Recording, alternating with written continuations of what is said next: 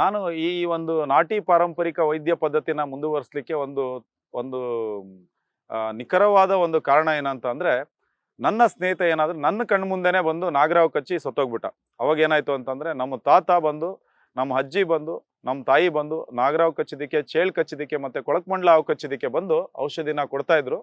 ಅವಾಗ ನಾನು ಅನ್ನಿಸ್ತು, ನಾನು ಕೂಡ ಇದನ್ನ ಮುಂದುವರಿಸ್ಕೊಂಡು ಹೋಗ್ಬೇಕು ಅಂತ ಹೇಳ್ಬಿಟ್ಟು. ಮತ್ತೆ ನಾನು ಒಂದು ಹೊಲದಲ್ಲಿ ಕೂಡ ಒಂದು ಗುಂಡಿ ತೆಗಿಬೇಕಾದ್ರೆ, ಗಿಡ ನೆಡೋದಕ್ಕೆ ಗುಂಡಿ ತೆಗಿಬೇಕಾದ್ರೆ ನನಗೆ ಚೇಳು ಕಚ್ಚಿತು. ನಮ್ಮ ತಾಯಿ ಮುಂದೆನೆ ಕೂತ್ಕೊಂಡಿದ್ರು. ಅವಾಗ ನನಗೇನು ವಿಷಯ ಇರಲಿಲ್ಲ. ನಾನು ಕೇಳಿದೆ, ನಮ್ಮ ತಾಯಿ ನೋಡ್ತಾ ಕೂತ್ಕೊಂಡಿರೋ ಚೇಳು ಕಚ್ಚಿದಾಗ ನಾನು ಕೇಳಿದೆ, ಅವಾಗ ನನಗೆ ಚೇಳು ಕಚ್ಚಿದೆ, ನಿನಗೇನು ಅನ್ನಿಸ್ತಾ ಇಲ್ವಲ್ಲ, ಏನಾಗಿದೆ ನನಗೆ, ಯಾಕೆ ಅದು ನೋಡ್ತಾ ಇಲ್ವಲ್ಲ ಅಂತ. ಅವಾಗ ನಮ್ಮ ತಾಯಿ ಹೇಳಿದ್ರು, ಆ ಸತ್ಯ ಒಂದು ಹೇಳಿದ್ರು ನನಗೆ, ಚೇಳು ಕಚ್ಚಿದ್ರು ಕೂಡ ನಿನ್ಗೇನಾಗೋದಿಲ್ಲ, ಆ ಒಂದು ಟ್ರೀಟ್ಮೆಂಟು ಬಾಲ್ಯದಲ್ಲೇ ನೀನು ಕೊಟ್ಟಿದ್ದೀವಿ ಅಂತ ಹೇಳ್ಬಿಟ್ಟು. ಆ ಒಂದು ಎಲ್ಲ ಪದ್ಧತಿಗಳು ಅವ್ರಿಗೆ ಗೊತ್ತಿತ್ತು. ಅದನ್ನು ಕೂಡ ನಾನು ಮುಂದುವರ್ಸ್ಕೊ ಬಂದಿದ್ದೀನಿ. ಮತ್ತೆ ನಾನು ಬೆಂಗಳೂರಿಗೆ ಬಂದಾಗ ಪಂಜಾಬ್ನಲ್ಲಿ ಬಂದು ಒಬ್ಬರು ಸನ್ಯಾಸಿ ನನಗೆ ಪರಿಚಯ ಆದರು. ಅವರು ಕೂಡ ನಾನು ಒಂದು ನಾಟಿ ವೈದ್ಯ ಪದ್ಧತಿಯನ್ನು ಅವರಿಂದ ಕಲ್ತಿದ್ದೀನಿ.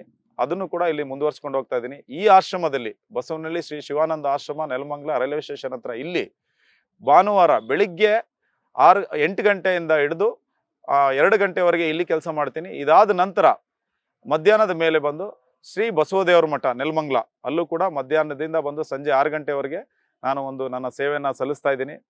ಸುತ್ತಮುತ್ತ ಗ್ರಾಮಸ್ಥರು ಮತ್ತೆ ಈ ಒಂದು ಸಮಸ್ಯೆ ಎಲ್ಲ, ನಾ ಹೇಳಿರ್ತಕ್ಕಂಥ ಎಲ್ಲ ಸಮಸ್ಯೆ ಇರತಕ್ಕಂಥ ನಾಗರಿಕರು ಈ ಒಂದು ಔಷಧಿಯ, ನಾಟಿ ಔಷಧಿ ಉಪಯೋಗವನ್ನು ಪಡ್ಕೋಬೇಕು ಅಂತ ನಾನು ಈ ಮೂಲಕ ಕೇಳ್ಕೊಳ್ತೀನಿ.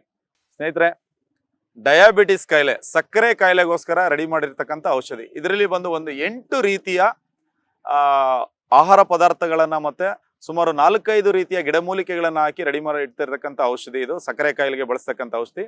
ಇದನ್ನ ಸುಮಾರು 400, ಸಕ್ಕರೆ ಕಾಯಿಲೆ ಚೆಕ್ ಮಾಡಿದಾಗ ಒಂದು 400 ಇದ್ರೂ ಕೂಡ ಅದು ಸಂಪೂರ್ಣವಾಗಿ ಕಡಿಮೆ ಆಗುವಂಥ ಸಾಧ್ಯತೆ ಹೆಚ್ಚಾಗಿರ್ತದೆ. ಇದು ಒಂದು 3 ತಿಂಗಳು ಕೋರ್ಸ್ ಅಂತ ಕೊಡ್ತೀವಿ. ಅದರಲ್ಲಿ ಒಂದು 1.5 ತಿಂಗಳಿಗೆ ಸರಿಯಾಗಿರ್ತಕ್ಕಂಥವ್ರು ತುಂಬಾ ಜಾಸ್ತಿ ಜನ ಇದ್ದಾರೆ. ಇದನ್ನ ಏನ್ ಮಾಡ್ಬೇಕಂತಂದ್ರೆ, ಸಕ್ಕರೆ ಕಾಯಿಲೆ ಇರೋವಂಥವ್ರು ಇದನ್ನ ಬಳಸ್ಬೋದು. ಬೆಳಿಗ್ಗೆ ಖಾಲಿ ಹೊಟ್ಟೆನಲ್ಲಿ ಬಿಸಿ ನೀರೊಳಗಡೆ ಅರ್ಧ ಸ್ಪೂನ್ ತಗೋಬೇಕು, ಮತ್ತೆ ಸಂಜೆ ಅರ್ಧ ಸ್ಪೂನ್ ತಗೋಬೇಕಾಗತ್ತೆ. ಊಟದ ನಂತರ ಇದನ್ನ ತಗೊಂಡ್ರೆ ಸಂಪೂರ್ಣವಾಗಿ 15 ದಿವಸದೊಳಗಡೆ ಶುಗರ್ 400 ಇದ್ರೂ ಕೂಡ ಕಡಿಮೆ ಆಗುವಂತ ಸಾಧ್ಯತೆ ಅತಿ ಹೆಚ್ಚಾಗಿದೆ. ಇಲ್ಲಿ ಉಪಯೋಗ ಪಡ್ಕೊಂಡಿರ್ತಕ್ಕಂಥ ತುಂಬಾ ಜನಗಳು ಇಲ್ಲಿ ಬಂದು ಹೋಗ್ತಾ ಇದ್ದಾರೆ.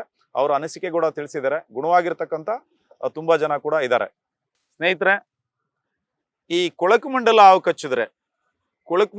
ಕಚ್ಚಿದ್ರೆ ಈ ಔಷಧಿಯನ್ನ ನಾವು ಕುಡಿಲಿಕ್ಕೆ ಮತ್ತೆ ಅದರ ಲೇಪನವಾಗಿ ಬಳಸ್ತೀವಿ. ಇದರ ಹೆಸರು ಹೆಣ್ಣು ನೆಲ್ಲೂರಿ ಗಿಡ ಅಂತ ಹೇಳ್ಬಿಟ್ಟು. ಇದು ಎಲ್ಲಾ ಕಡೆ ಕಾಣಸಿಗೋದಿಲ್ಲ. ಸಾಮಾನ್ಯವಾಗಿ ಇದು ಒಂದು ಗಿಡ ಮತ್ತೆ ಏನು ತುಂಬಾ ಅತಿ ಹೆಚ್ಚಾಗಿ ಮರಗಿಡಗಳು ಇರ್ತಕ್ಕಂಥ ಪ್ರದೇಶಗಳಲ್ಲಿ ಇದು ಕಾಣಸಿಗುತ್ತೆ. ಇದನ್ನ ಏನ್ ಮಾಡ್ತೀವಿ ಅಂತಂದ್ರೆ, ಹೆಣ್ಣು ನೆಲ್ಲೂರಿ ಗಿಡ, ಇದರಲ್ಲಿ 2 ಜಾತಿ ಇದೆ. ಹೆಣ್ಣು ನೆಲ್ಲೂರಿ ಗಿಡದ ಎಲೆಗಳು ನೋಡಿ ಇಷ್ಟೊಂದು ಚಿಕ್ಕದಾಗಿರ್ತದೆ. ಆದ್ರೆ ಗಂಡು ನೆಲ್ಲೂರಿ ಗಿಡದ ಎಲೆಗಳು ಇದೇ ರೀತಿ ಇರುತ್ತೆ. ಆದ್ರೆ ಅದರ ಎಲೆಗಳ ಗಾತ್ರ ತುಂಬಾ ದೊಡ್ಡದಾಗಿರುತ್ತೆ. ಇದನ್ನ ದಯವಿಟ್ಟು ಪರಿಚಯ ಇರ್ತಕ್ಕಂಥವ್ರು ಮಾತ್ರ ಬಳಸಬೇಕು. ಏಕೆ ಅಂತ ಅಂದ್ರೆ, ಜೀವ ಉಳಿಸೋದಿಕ್ಕೆ ಕೊಡುವಂಥ ಔಷಧಿಗಳನ್ನ ಸಂಪೂರ್ಣವಾಗಿ ಪರಿಚಯ ಮಾಡ್ಕೊಂಡೇ ಬಳಸಬೇಕು. ಇಲ್ಲ ಅಂತ ಅಂದ್ರೆ, ಯಾರು ಕೊಡ್ತಾರೆ ಅಂತ ಒಂದು ವೈದ್ಯ ಪದ್ಧತಿ ಗೊತ್ತಿರ್ತಕ್ಕಂಥವ್ರ ಹತ್ರ ಮಾತ್ರ ಬಳಸಿ ದಯವಿಟ್ಟು ಇದನ್ನ. ಸೊ ಏನ್ ಮಾಡ್ಬೇಕಂತ ಅಂದ್ರೆ, ಕೊಳಕಮಂಡಲ ಹಾವು ಕಚ್ಚಿದಾಗ ದಯವಿಟ್ಟು ಇದನ್ನ ನೋಟ್ ಮಾಡ್ಕೊಳ್ಳಿ, ಬರ್ಕೊಳ್ಳಿ, ದಯವಿಟ್ಟು ಗಮನಿಸಿ. ಕೊಳಕಮಂಡಲ ಹಾವು ಕಚ್ಚಿದಾಗ ಏನ್ ಮಾಡ್ಬೇಕಂದ್ರೆ, ಪ್ರಥಮ ಚಿಕಿತ್ಸೆ ಏನ್ ಮಾಡ್ಬೇಕಂತ ಅಂದ್ರೆ, ಮೊದಲು ಹಾವು ಕಚ್ಚಿರೋ ಅಂತ ಜಾಗವನ್ನ ಬರೀ ಕೈಯಿಂದ ಮುಟ್ಟದೆ ಅದನ್ನ ತೊಳಿಬೇಕು. ನೀವು ಸಂಪೂರ್ಣವಾಗಿ ಸೋಪ್ ಹಾಕಿ ತೊಳಿಬೇಕು. ಕೈಗೆ ಏನಾದ್ರೂ ಗ್ಲೌಸ್ ಏನಾದ್ರು ಹಾಕೊಂಡು ತೊಳಿಬಹುದು. ಸಂಪೂರ್ಣವಾಗಿ ತೊಳೆದು, ಅದಕ್ಕಿಂತ ಮುಂಚೆ, ತೊಳೆಯೋದಕ್ಕೆ ಮುಂಚೆ, ಹಾವು ಈ ಬೆರಳಲ್ಲಿ ಕಚ್ಚಿದೆ ಅಂತ ಅಂದ್ರೆ ಇಲ್ಲಿಂದ 6 ಇಂಚು ಮೇಲ್ಭಾಗದಲ್ಲಿ ಗಟ್ಟಿಯಾಗಿ ಕಟ್ಟನ್ನ ಕಟ್ಟಬೇಕು. ಏನಕ್ಕೆ ಅಂದ್ರೆ, ಆ ವಿಷ ಮೇಲ್ಭಾಗದಲ್ಲಿ ಬರಬಾರ್ದು. ಗಟ್ಟಿಯಾಗಿ ಕಟ್ಟನ್ನ ಕಟ್ಟಿ ನಂತರ ಏನ್ ಮಾಡ್ಬೇಕು, ಸೋಪಿನಿಂದ ಚೆನ್ನಾಗಿ ತೊಳಿಬೇಕು. ಅದನ್ನ ಕೈಗೆ ಗ್ಲೌಸ್ ಹಾಕೊಂಡು ಬರೀ ಕೈಯಿಂದ ಮುಟ್ಟಬಾರ್ದು. ಗ್ಲೌಸ್ ಹಾಕೊಂಡು ಚೆನ್ನಾಗಿ ತೊಳೆದು ಈ ಕೈಯನ್ನ ಮೇಲ್ಭಾಗಕ್ಕೆ ಎತ್ಕೊಂಡು, ಈ ಕೈ ಬಂದು ಮೇಲ್ಭಾಗಕ್ಕೆ ಇರಬೇಕು.